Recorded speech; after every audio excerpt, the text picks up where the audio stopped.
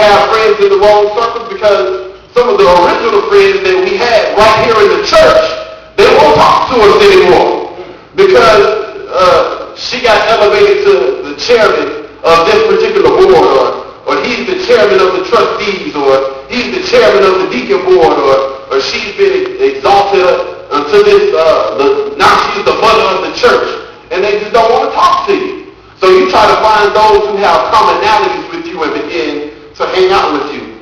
But like the kids, we're all looking to fit in and belong somewhere. Because of who he originally was, he didn't feel as though he belonged to the publicans, but at the same time he was torn because he could no longer fit in with his Jewish friends. Like the kids, there's something about our life that we would like to change, but we just need that extra boost.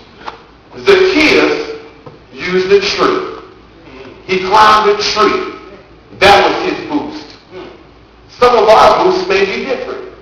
We may be fired from a job. That may be the boost that we need to get down on our knees to find out who Jesus is for ourselves. We might be evicted from our home.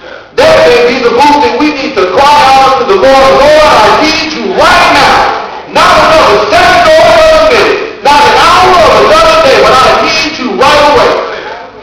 Like the kids, there's something about our lives that we want to change. But most importantly, there's someone on the inside that nobody can see except for God. However, you feel trapped by your surroundings and the outside circumstances and situations that you find yourself in. We see in the text that Zacchaeus, he ran ahead of Jesus, passed all of the crowds and all of the hoopla to an ordinary sycamore tree.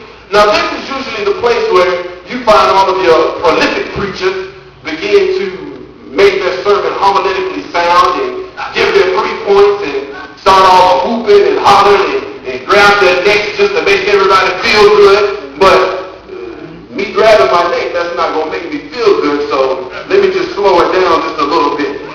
You see, I don't consider myself one of those prolific preachers. I just call myself a curious kid named Clarey, trying to figure out why on earth, of all the things that Zacchaeus could do, he climbed a sycamore tree.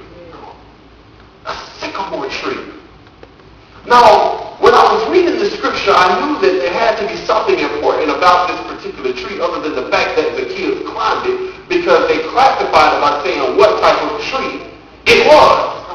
Luke didn't say that Zacchaeus ran ahead of them and climbed the tree.